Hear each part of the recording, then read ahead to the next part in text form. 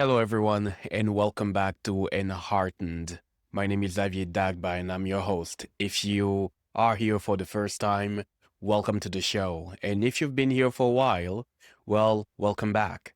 Today, we're going to be talking about self abandonment, and we are also going to be talking about how the collective times that we are navigating are a form of a pressure cooker to disrupt all forms of self abandonment within ourselves or to collapse into that some more. Before we dive into that some deeper, I want to dive into a personal update. I haven't uploaded an episode in a while, and it's because this fall has been a very busy season. The first thing is, as you may or may not know, I've published my book, Scars of Gold. And it has been a very, I want to say, illuminating, expansive experience because there's a different kind of energy you put into releasing a book out there in the world. And that was new for me. It was completely new. I've been online for a while. I've shared material um, on social media, on my website, on podcast, and all of that for a while. But there is something about writing down what you really believe on a book that can it cannot be taken away. It's out there, it lives out there. And there was a vulnerable exposure that I felt with that journey. And I gave myself permission and the time to actually be with it fully, to be with that vulnerable exposure. It's like, hey, this is what I see. This is what I believe. This is what is true for me. This is what I wrote in the book. And that was really interesting for me to embrace. It was like living the teachings that I've been offering for a while. So that was just one element of it. And it's still ongoing. I feel like I've said before, I've written the book, but the book is not done writing me. It keeps writing me, and I keep expanding through it. The process of putting it out in the world, the process of, again, becoming a deeper practitioner of the teachings that are in there. So if you haven't gotten Scars of Gold yet, I'm inviting you to go get the book. And my prayer, my hope is that it becomes a cornerstone in your journey of self-liberation, healing, integration, and illuminating your shadow. And that was just one aspect of it. And what was really interesting is, you know, a few weeks into the launch of the book, I stopped completely promoting the book. I stopped being out there on social media, I think for a week also because I was getting married. And it was really just a very interesting time. I got married on October 11th of this year. And you know what? It was a few weeks after the book was published. The book was published on September 23rd. And I went through some form of like inner conundrum, which is, holy crap, you are in the golden window of the launch of a book.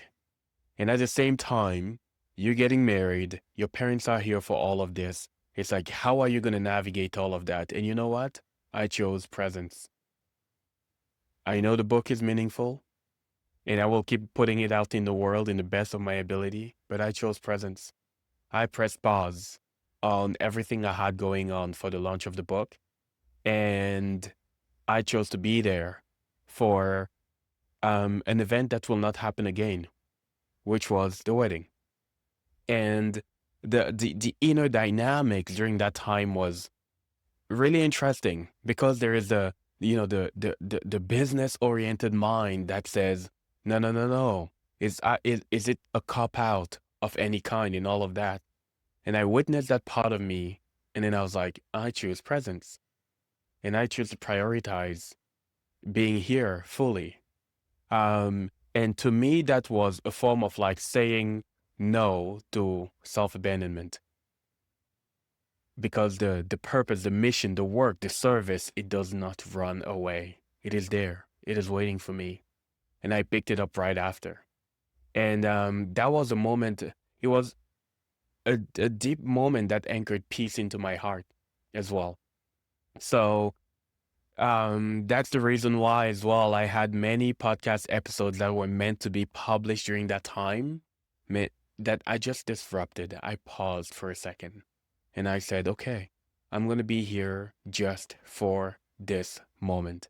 And I'm going to resume things after I rebuild capacity. I felt like I was in a form of pressure cooker again. And I had to allow myself to land, to finish being cooked, quote unquote, and to reclaim the capacity to show up not in a performative way. Because there comes a point where you start realizing that if you don't pay attention, a lot of the ways you'll be showing up are performative, even when you're showing up for what you perceive as your mission, as your life's work. It can easily get performative. And I was like, no, no, no, no. I am no longer performing. I stopped performing right here, right now. And that was the initiation of the last month, per se, of the month of October. So in November, what I'm sensing is a renewal. It's a renewal. And the foundation of that for me has been, no, no, no, no. I cannot use my work as a form of self-abandonment, which is basically what was about to happen there. I cannot use my work to justify self-abandonment to a certain degree because I want to show up as this kind of like guy and on I don't who is so committed to serving that even during one of the most important moments of my life, I am still kind of hardcore, going with the launch and all of that. Yeah, my work matters, but not at the expense of myself or my soul to a certain degree. And what was really interesting, it's like the irony. I know I'm taking a little bit of time with this kind of like update. The irony in all of that was the fact that the book and the wedding were so close together. It was actually a divine intervention on many levels. Initially, with my publisher, Hay House, the book was supposed to come out in August. And I was actually quite upset at some point when they reached out and the book needed to be moved. So it was pushed to September 23rd. And initially, I was upset because the book was going to be close to the wedding.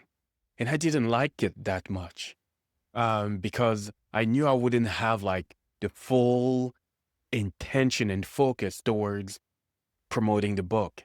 So what happened is at that time, I just begrudgingly accepted that okay, the date of the launch needed to be moved. What I couldn't see is because the date of the book launch was so close to the wedding, my parents were going to be there for the book launch. I actually have pictures of my parents at the book launch event. The book launch event was October 18th. And they were there. And for those of you who may not know how I propel myself into this work, it actually started with a big redirection in my life. That was back in 2014 that created a massive fracture with my family when I decided to drop, the path that I was devoted to, which is pursuing a PhD in economics at the University of Montreal. So I dropped it and it just created a big fracture. And with that big fracture came a lot of estrangement. And without getting into too many details, I spent 12 years without seeing my family and my parents. And the wedding was the reunion, but how crazy that the initial fracture that propelled me into this kind of dark night of the ego that threw me into the path of service in the way I am doing it right now turned out to be that scar of gold, if I'm going to put it that way, because there was a full circle moment of having my parents not just at the wedding, and also having them at the book launch.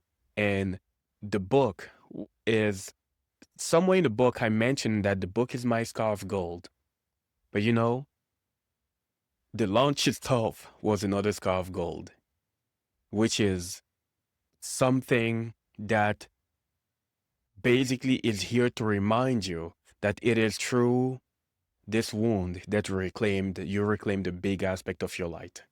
So that's what was percolating, and spending time with, with people in my family and all of that, that is something that was deeply needed. And I allowed myself to go through that. Now, re-emerging. The theme of self-abandonment came up big time because I love observing our collective dynamics and asking myself, what is the highest invitation here? And how am I a practitioner of that highest invitation? So, what I've started noticing, I've started noticing that a long time ago, but I've been realizing it so much more deeply now. There is just a great deal of collective turmoil that shows up in many, many different ways. And all the ways this collective turmoil shows up can lead us to more self-abandonment. And I have a few themes that I just mapped out a little bit that I want to offer to you. And the first one is the hyper-polarization and the identity pressure it creates. It's almost as if people are invited to kind of like put their identity into a pole. It's like, no, you will be this pole or that pole.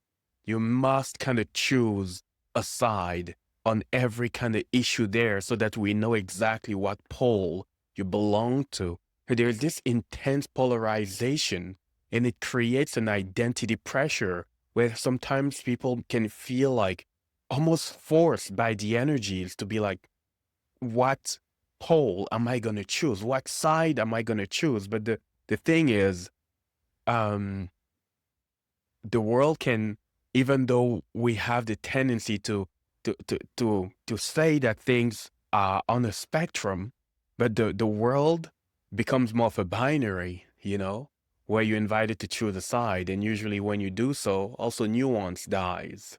And nuance is the antidote to, you know, separation and to division, in my opinion.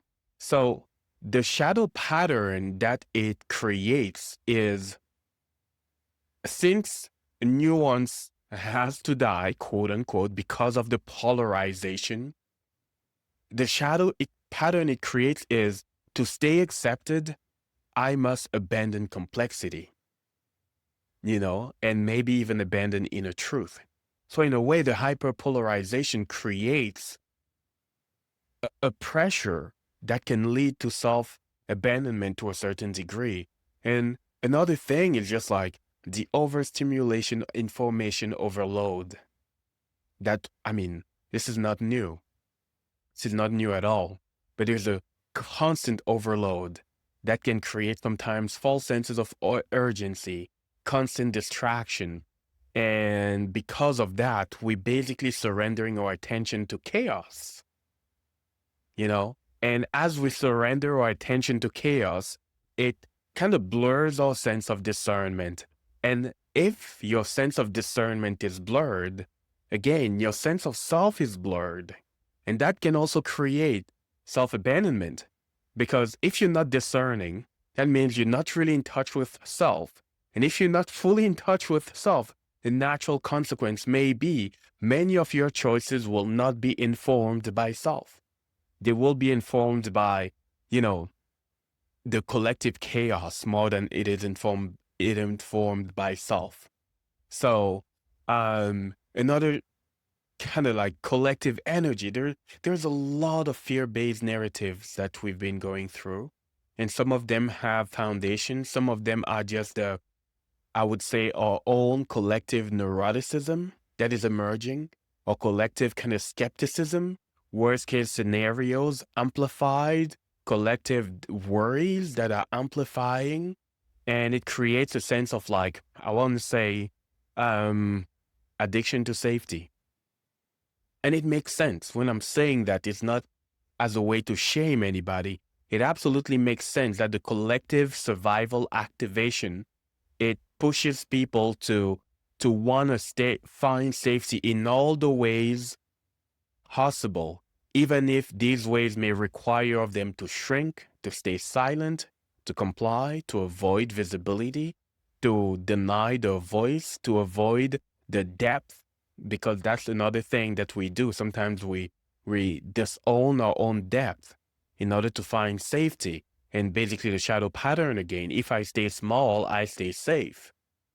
So many things. It's like another pattern that I can bring up here could be one of the ways we police each other, especially online, the performative empathy, the moral posturing, the virtue signaling, that sometimes gets enforced by shame, even in a culture that often wants to claim to be more compassionate. We still try to enforce, even, think about it, enforcing empathy with shame, enforcing compassion with shame. It becomes performative.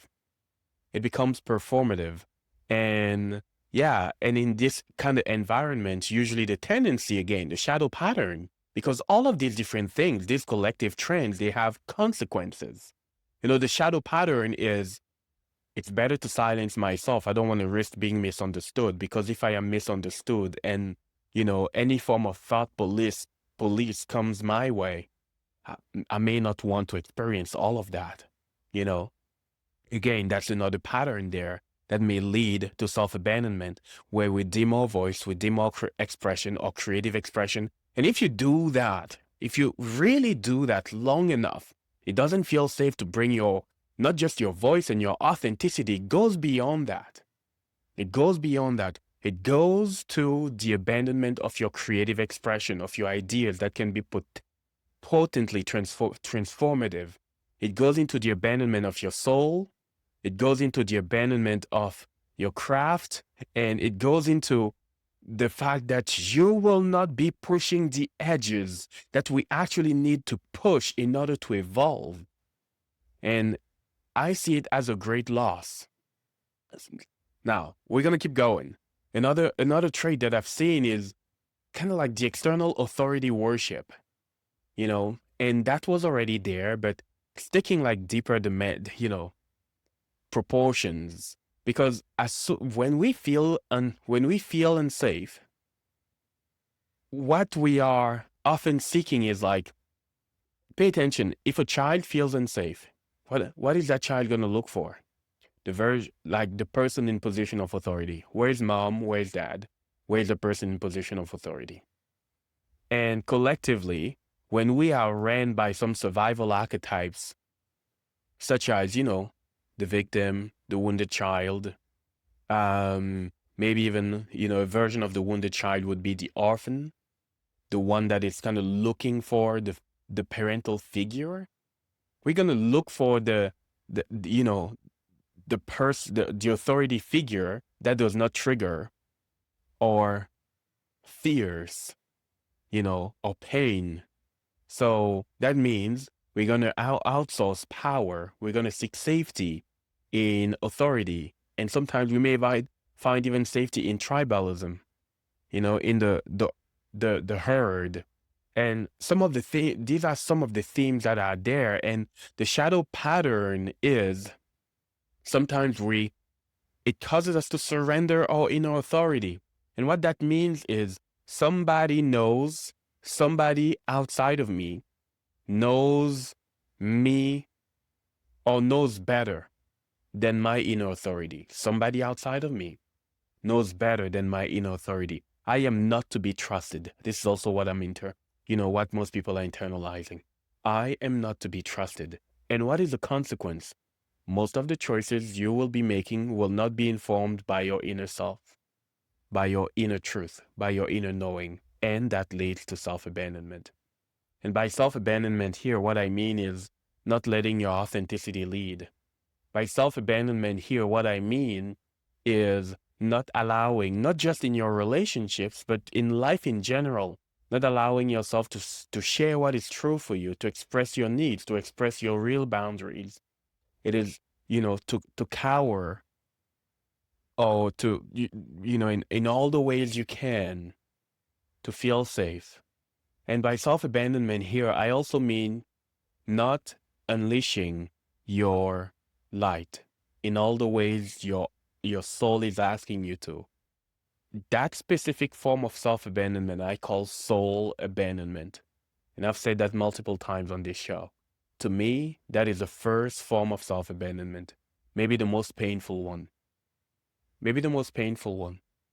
We're going to get back to it a little bit later. But another pattern that I've seen is, we default more and more to fragmentation and escapism. And, what that means is we numb, we get distracted, we overconsume, especially, sometimes even in spiritual fields, we overconsume, and we confuse overconsuming with doing the work at times. We confuse overconsuming with real transformation. So it's kind of like perverts a little bit the loop of, the dopamine system, if you wish. And the shadow pattern is, it is too much, it's like life has become too much, let me just distract myself in all the ways I can. So again, the consequence is the same. When I was looking at that through the lens of self-abandonment, the consequence is the same.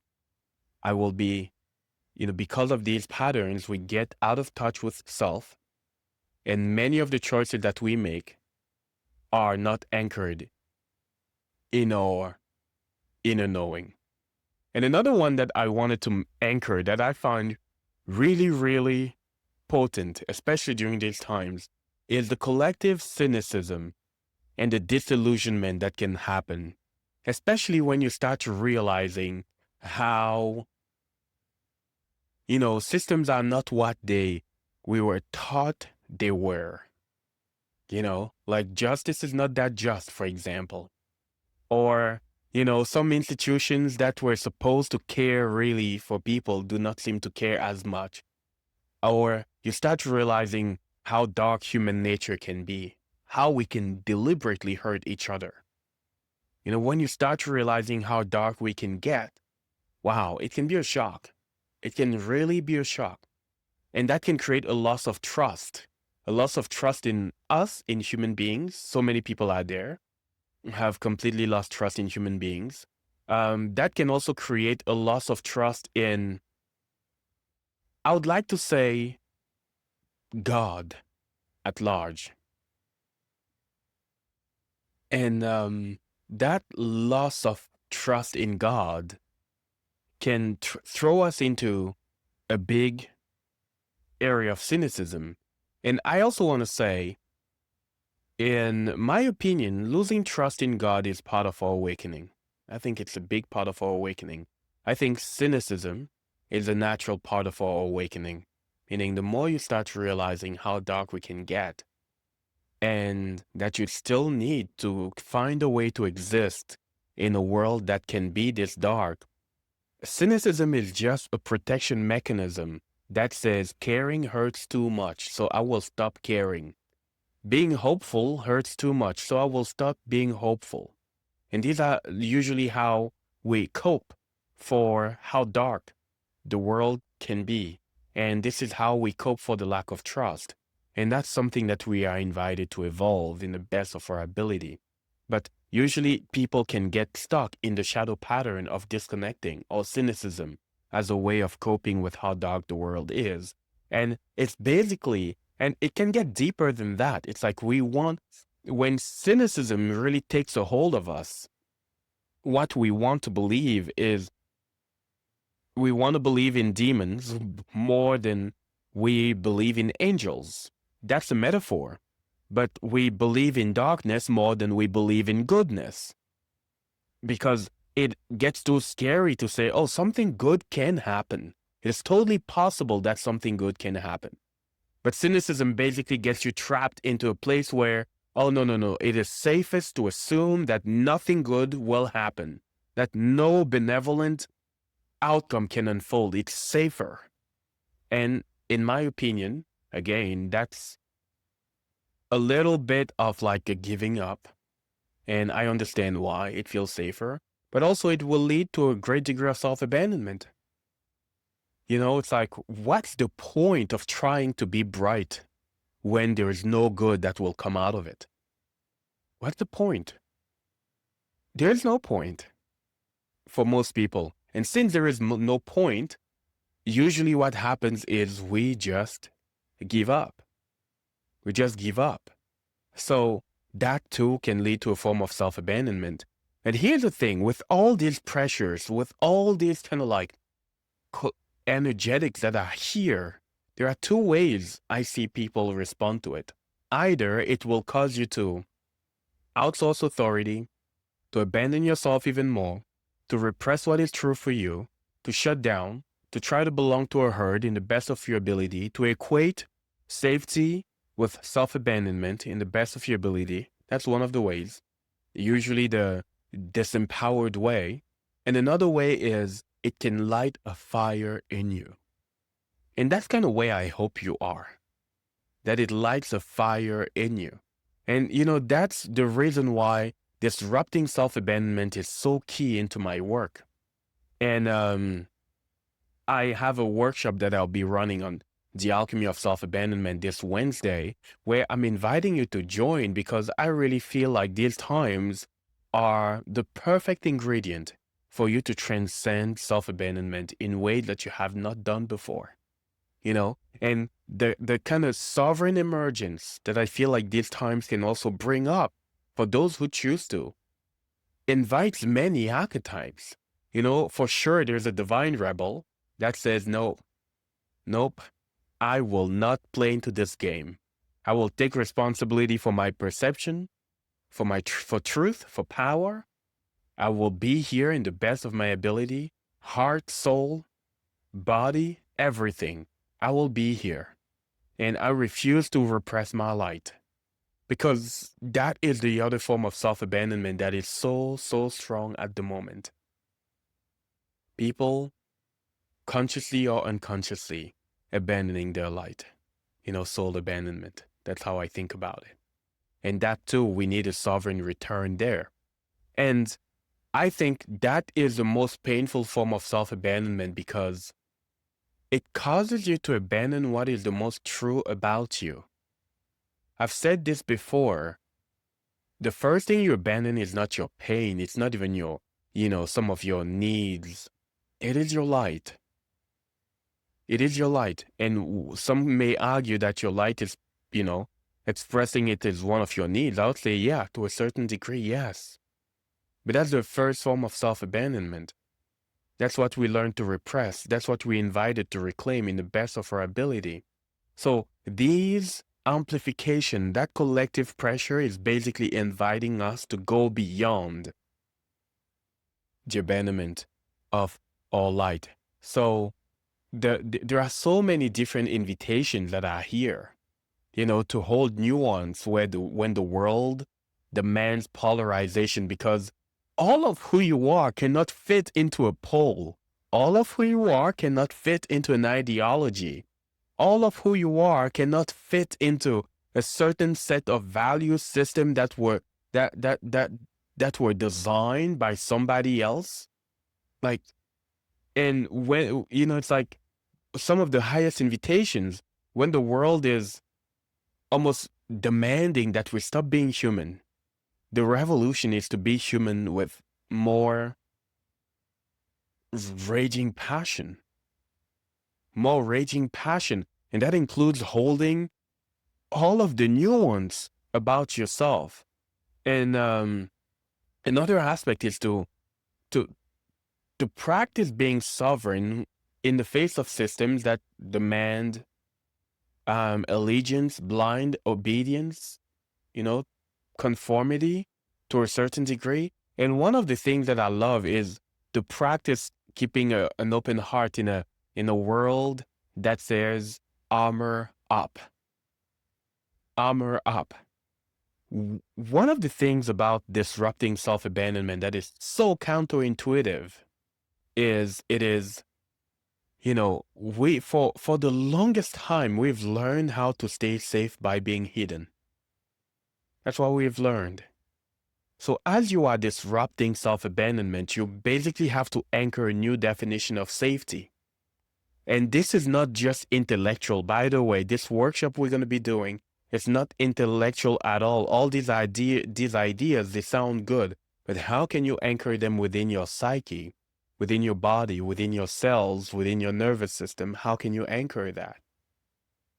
You know, so the whole intention, it is to anchor a new definition of safety that says, hey, it is safe for me to be in the light. It is safe for me to be in the light, imperfections and all. It is safe for me to be in the light, even the aspects of me that feel inadequate, and that's hard to hold.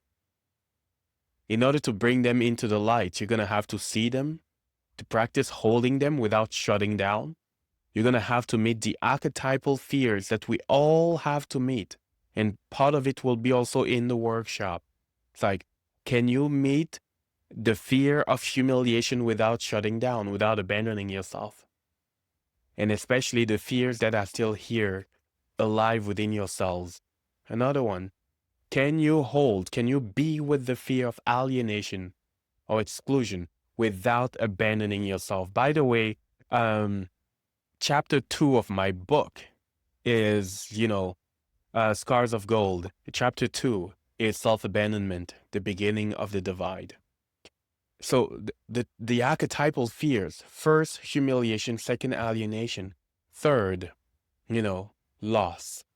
Can you be with the potential of the fear of loss, losing a friend, losing an opportunity, losing something that is meaningful to you, losing status to a certain degree, losing a conflict, losing a fight, losing an argument? Can you be with that without causing it to, without letting it cause you to abandon yourself, to shut down? Another one, the fear of persecution, criticism, or attacks, which is such an important fear to challenge. Like, can you look at that possibility without shutting down what is true for you? These are powerful archetypal initiations that we are invited to fully meet during these times. And this is part of what we'll also do during that workshop. Another one, could you fully be with the fear of quote unquote death without shutting down? And I'm talking about mostly, for most people, it's going to be, the death of an aspect of yourself, the death of an identity that you're too attached to. Can you actually hold the possibility that a part of you may have to die for you to live truth, for you to allow your light to be expressed, your voice to be unleashed in whatever way is meaningful? And by the way, when I say, allowing your voice to be expressed, your light to be expressed, it does not need a stage necessarily. I'm not saying you're going to have to go out there and step on stages and have to shout on the rooftops like, this is who I am. No, there is a quiet rebellion that can also be equally potent, where you just undress you take off all the masks and you walk as who you really are. And you allow people to deal with that, their own exposure with the new you. That's completely a possibility. But this transformation into living a life where your soul is no longer the outcast, this transformation is something that is visceral. It is not intellectual or just intellectual. It is visceral. It happens at the level of your body. It happens at the level of your cells. It happens at the level of your nervous system. It's going to, cause you to meet these core fractures. And that's the reason why when I see these kind of collective intensification of like polarization and all these different things, I can't help but believing that this is by divine design. I just can't help but seeing it as such, because when you understand that even God cannot grant to you your power, cannot say, this is the way you will hold your power. And, it's like, it's not given, it is reclaimed in my experience. You are powerful, but the training it takes to learn how to wield that power into the world, it's something that will get reclaimed. No one will give it to you besides yourself. They often say no one comes to save you, but really no one comes to grant you that power. Even if someone had the power to grant it to you, honestly, it would be a little bit not compassionate to shove your own power down your throat. I don't see it as compassionate to shove your own power down your throat.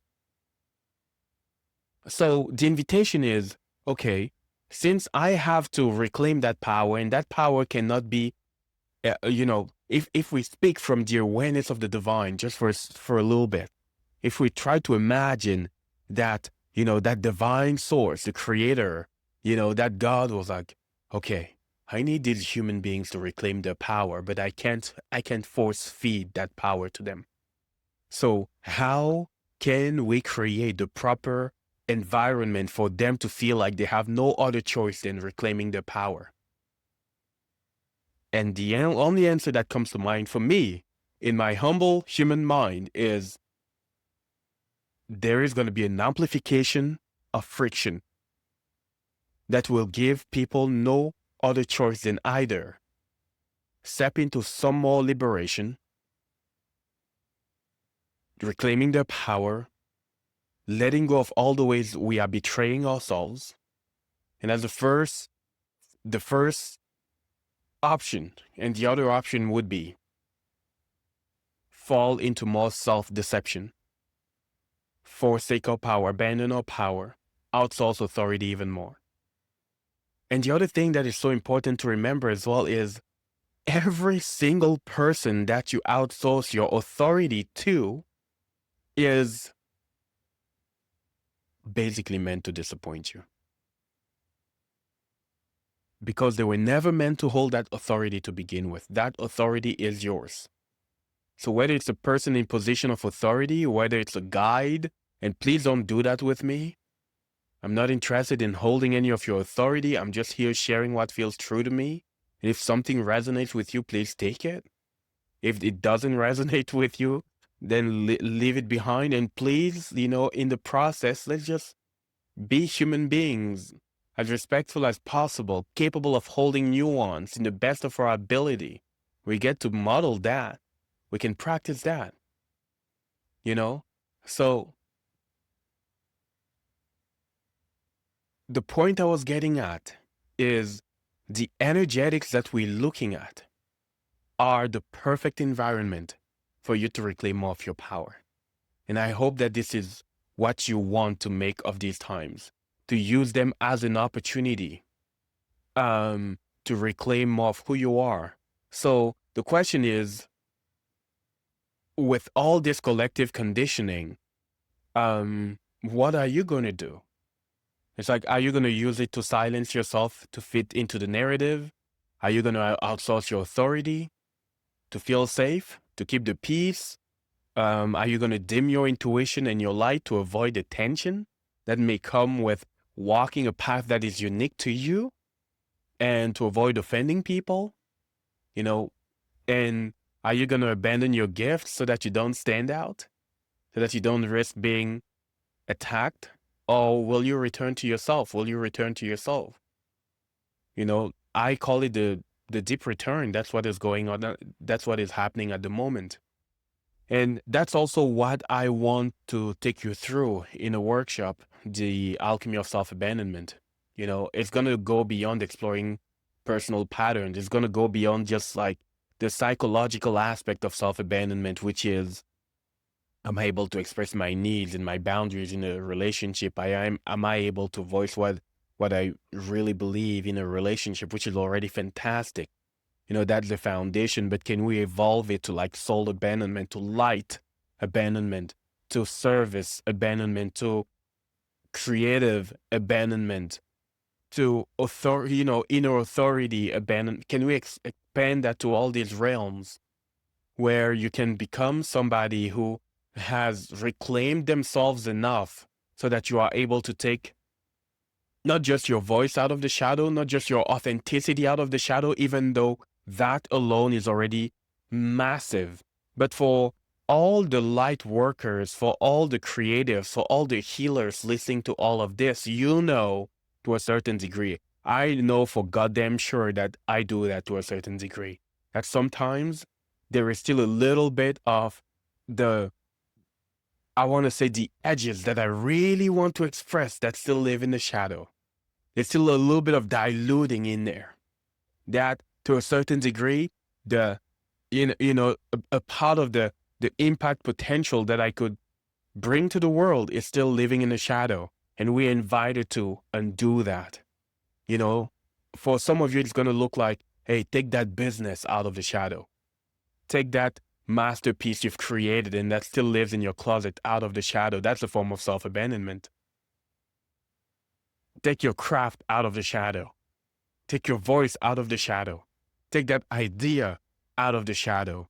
And by the way, have a real, honest, truthful conversation with your shadow so that it can reveal to you the real reasons why you haven't brought it to the world yet. The real reasons. And the next invitation, are you willing to go through the, I want to say, the capacity training to hold your truth? Because most people are not sharing their truth because they are, it's not because they don't know it. It's because they don't have, they haven't built the capacity to hold it. And that's what this workshop is about. That's also what my book, Scars of Gold, is about. If you haven't gotten the book yet, I'm inviting you to go get it. Scarsofgold.com. You'll find the book, and I'm inviting you to get into it. It's not an intellectual book. It's a book that will require that you actually look into yourself. This is not maybe that might go against, it might be shooting a little bit into the book. This is not a feel-good book. This is a look good, like a real good look at yourself book. And the thing is, we all know truth demands transformation. It demands change. And if you get into the book and you allow yourself to go through the practices, the prompts, and all of that, you're going to see truth. It will demand change. It will demand transformation. And that's what the book is about. So I want to thank you for being here. I want to thank you for being devoted to yourself. And it's a pleasure to be back with you. I invite you to check the workshop, The Alchemy of Self-Abandonment. It is happening this Wednesday, November 5th. There is going to be a replay, but I bet that you will want to be there live. You will want to be there live. Thank you for being here, and I'll see you soon.